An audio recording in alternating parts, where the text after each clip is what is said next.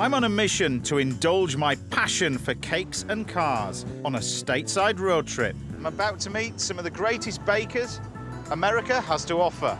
Absolutely delicious. So get ready for a taste of the United Cakes of America.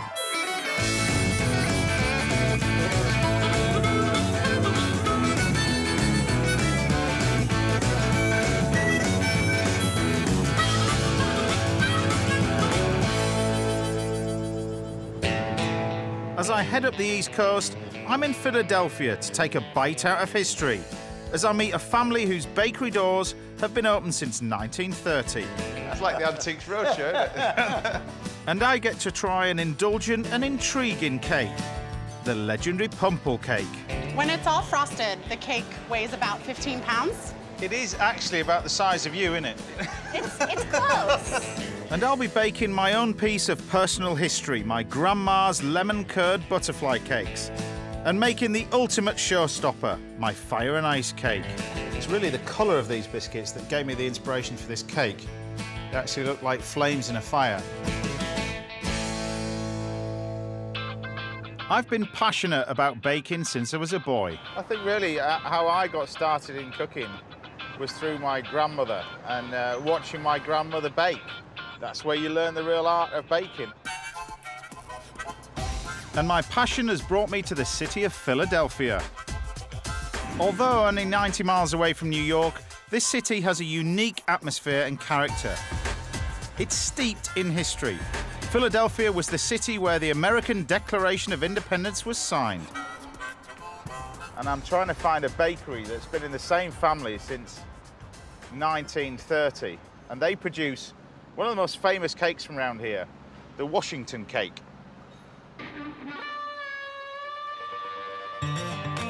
I know from personal experience that any great recipe is one that's been handed down through generations, giving you a real taste of history.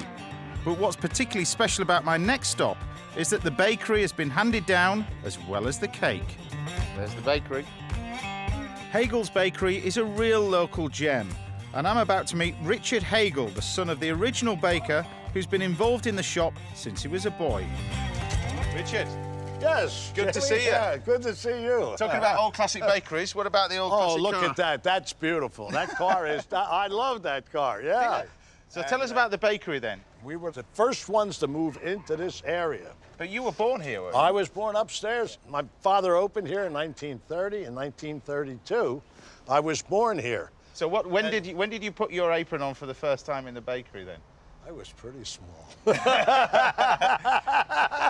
I guess I was about 7 or 8, but not as a baker, as a cleanup boy, cleaning pans. How important is it for the local community here? Well, this is where you celebrate your Christmas, your Easter, and we are part of the community. They know us and we know them. But this here is not where it's at. It's in the bake shop. Can I introduce you to the shop? We've got to go to the shop then. This bakery has been feeding the hungry mouths of Philadelphia with the same recipes, using the same equipment for over 70 years. And some of the staff have been here quite a while too. If you don't mind me saying, how long have you been here? About 34 years. And the experience between you guys, because how old are you? I'm a little older than him. How old are you? I'll be 80 next week. You're 80 and you're... 74. 74? Yes. And still doing it the same way? Same way. Same way. Yeah, both of us. And still got a smile on your face? Yes. This place is a working museum. You can almost smell the history as you walk in. We believe in the taste of yesterday, and we're bringing it to you today. They're even using the same oven that Richard's dad used on the first day this place opened, along with the same recipe for their most famous cake, the Washington cake. So, Richard, what do we have in here, then? We got the granulated sugar on the bottom. Yeah. The baking soda here, the baking powder, then your ginger to make it a spice cake. You also have cinnamon to make it that spice cake. Then it's into the mixer, and time to add a traditional baking ingredient, molasses. This is an old-fashioned, old-time recipe. Where it actually came from, I don't know. George Washington? I'm not that old. This cake is a favourite up the East Coast. It's thought that it was created in the 1800s for the first US president's birthday. There are lots of variations, but this is Hegels style, with a touch of spice. What makes this cake so unlike any other I've ever seen is that cooked sponge is added to the raw mix. So what does this do to the cake? Keeps it stable, or what? That's what gives you your texture. Right. Right. And your sponginess to the cake, you know. It's such a unique recipe, a local classic that was created in this bakery. Like every piece of equipment, a true original. See, this is one of the great things about coming here. It's, you know, the old school stuff. You just can't buy this stuff. This is a dough press. What on earth is this? Donut cutter. Got it! It's like the Antiques Roadshow, isn't it? Once thoroughly mixed, it's weighed out by hand, spread into trays and into the oven. 3 generations of Hegels work in this place, and it's Richard's son, Glenn, who makes the finishing touches to the rich chocolate icing. So is there a next generation coming through? Yeah, I have 3 boys after me. They all work at the bake shop. And again, we're a family. We work together, you know, and that's how we all are around each other. It's very much family. So how do you finish off this then? All right, what I did is I heated up some fondant icing and put it in a pastry bag. And so what I'm going to do is I'm going to stripe it. It's warm, so it's going to melt together. And then we're going to draw those lines through on an angle. And then it's ready to eat. There's one member of the family I haven't met yet, and no cake leaves this shop without her say-so. So, Jeannie, you're in charge of the front of the shop. Yes. So what's your favourite cake in the store then? My favourite cake? All of them. All of them? I'm the official taster. You're the official As taster. soon as it comes out of the oven, I want to taste it. I have to say, this reminds me of my grandmother's baking. That's Again, what we are. right, right. We try to bring that taste back again. It is delicious. Good, I'm glad Thank you so enjoy it. much. You know, we're proud of what we do.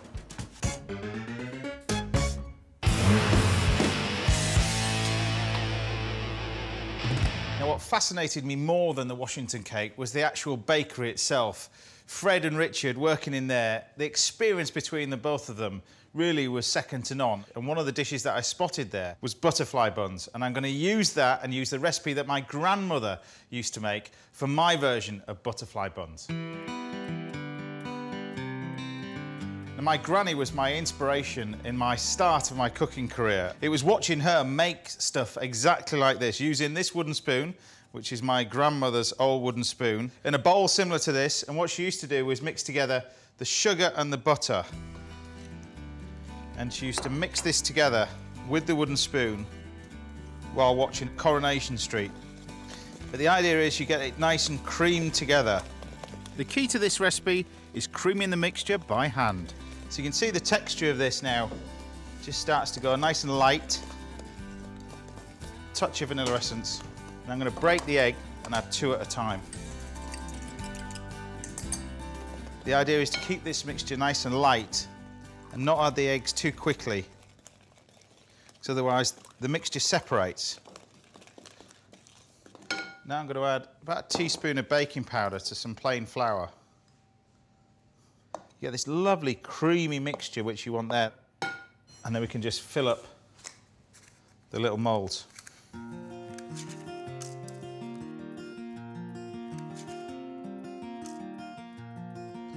then we're going to pop that in the oven, 360 degrees Fahrenheit, that's about 170 degrees centigrade, gas 4, for about 15 minutes. And the best part of all this as a kid, you get this to eat. Delicious. Now these have nicely risen. Now for the filling. Now this is where our family was a bit divided. My auntie would then fill it with a standard buttercream, but my gran, who I think made better fillings, she would then use whipped cream and then this stuff. This is lemon curd. So you take the lemon curd and then fold it together.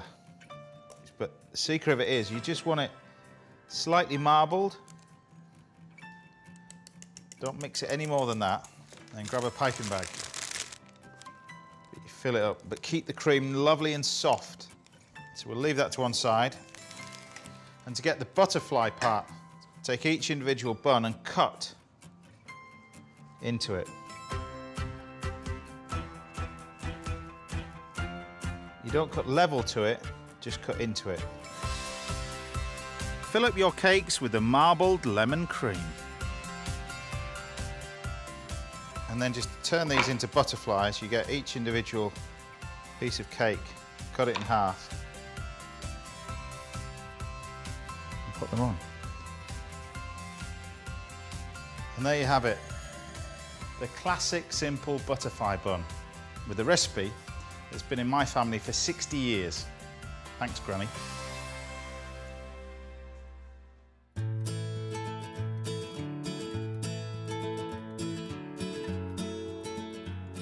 When you taste a cake like this is the reason why I got into cooking. It's the best cake you can do. It is absolutely delicious.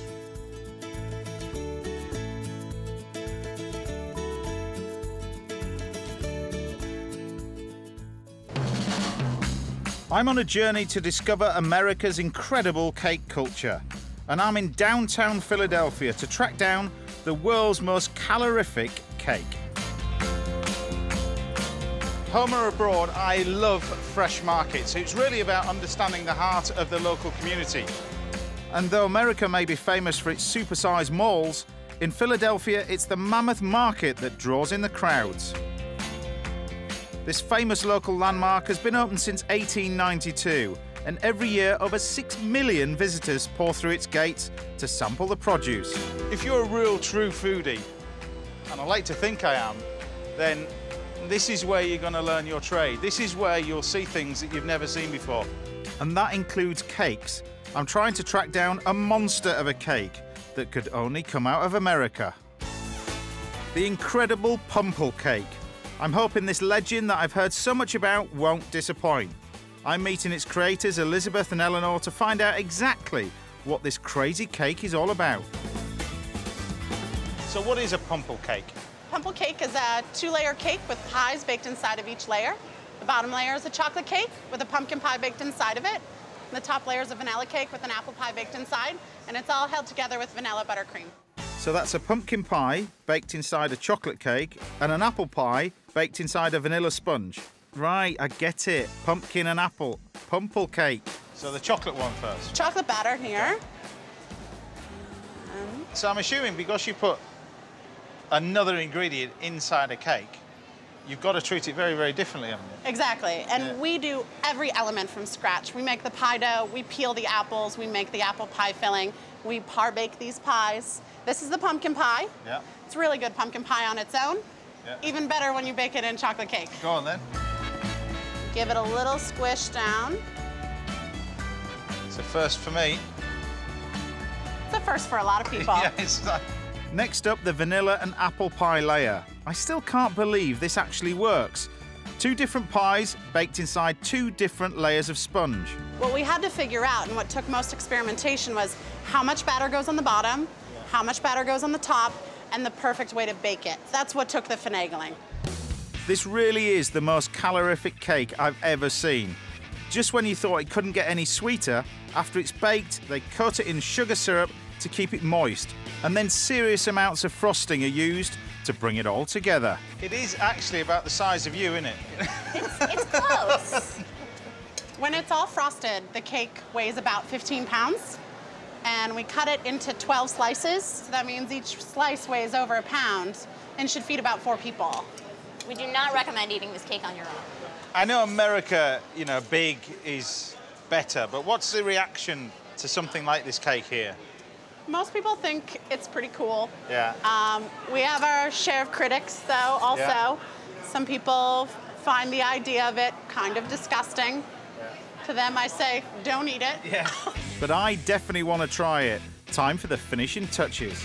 So what is this, like this is colored sugar? Colored sugar. Right. Just adds a little bit of color, a little bit of sweetness. You just chuck it on? Just throw it on there. Try and get it on an angle. On an angle? Try. Is that all right? Yeah, you're doing great. How much do you want on it? Have you been to school for this? Yeah, yeah, kind of. You don't hear of the expression in the US called less is more. I have heard that expression. I don't know if I necessarily agree with it. It doesn't really relate to this, though, does No, it? not to this cake. Why not? Chuck it all on. And there's the Pumpple. And there you have it, a Pumpple cake.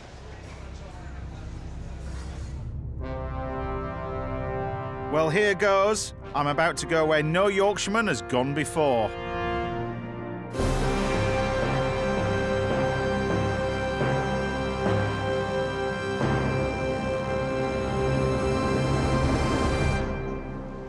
You shouldn't be criticised, because this is actually really good. Thank you. Really, really good. Look at the shock. No. I think I might be walking home, though. A walk is not a bad idea after having a slice of this cake.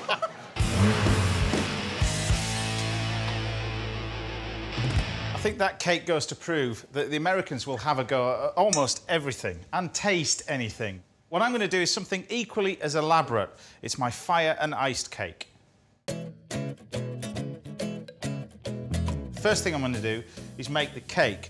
I'm going to make a Genoise sponge, which is different to a conventional sort of sponge cake in the way that you add the eggs first and it's not creaming in the butter and the sugar. You add the sugar. And I'm doing an 8-egg mix. This will fill a 10-inch cake tin.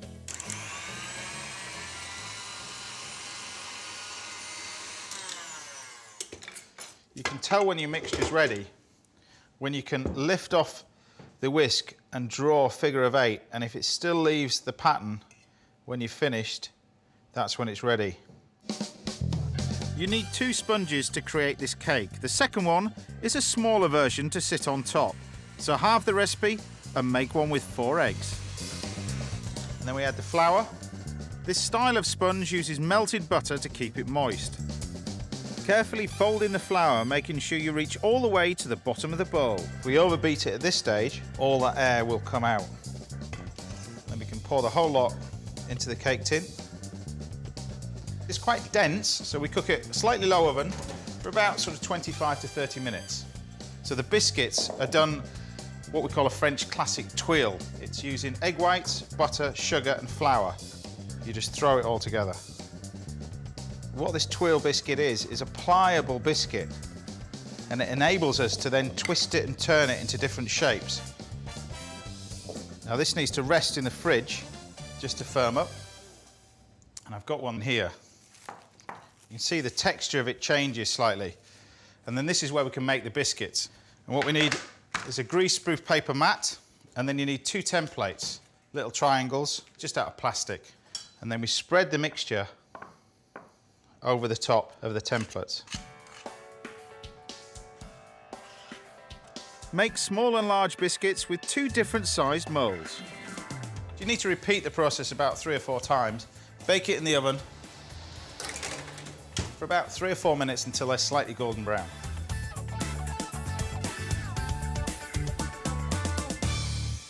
While they're still hot, you do need asbestos hands. You just lay them on the top, and you can mould them into shapes. If you haven't got one of these trays, laying your biscuits over 2 wooden spoons will work just as well. And it's really the colour of these biscuits that gave me the inspiration for this cake. They actually look like flames in a fire, so we need quite a lot of these. Now the great thing about these sponges are they're nice and light, and I'm going to fill this with whipped cream and raspberries. And then I've got plenty of my biscuits here, so you get a difference in textures, really. So slice the cake in half. Brush each layer with stock syrup mixed with kirsch, a layer of cream and fresh raspberries. And then you can repeat the process with the top. Then, just like the Pumpple cake, you need to coat your cake in a classic buttercream frosting. And this is just whipped butter and icing sugar. You really don't need to be too precise, especially around the edge, because that's what we've got the biscuits for. But make sure it's completely covered so that the biscuits can stick to it. And mix and match the heights to these so they don't look all the same.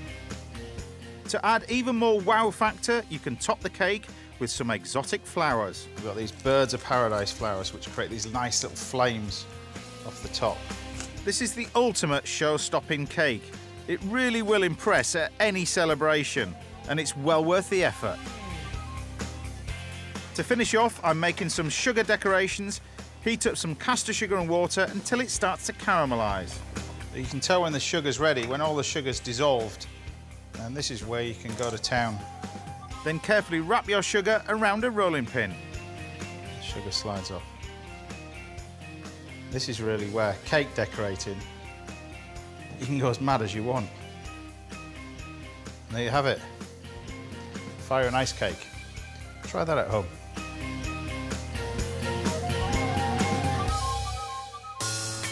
Philadelphia has treated me to two very unique cakes. Things I've never seen before, from the traditional to the cutting edge. And it's just reinforced why I've come here. I've learnt a lot today. It certainly goes to prove in this job, you never stop learning. Seeing stuff like that Pumpple cake is something that I've never seen before. So if you want to visit America and go to a fascinating and interesting place, then you need to head to Philadelphia.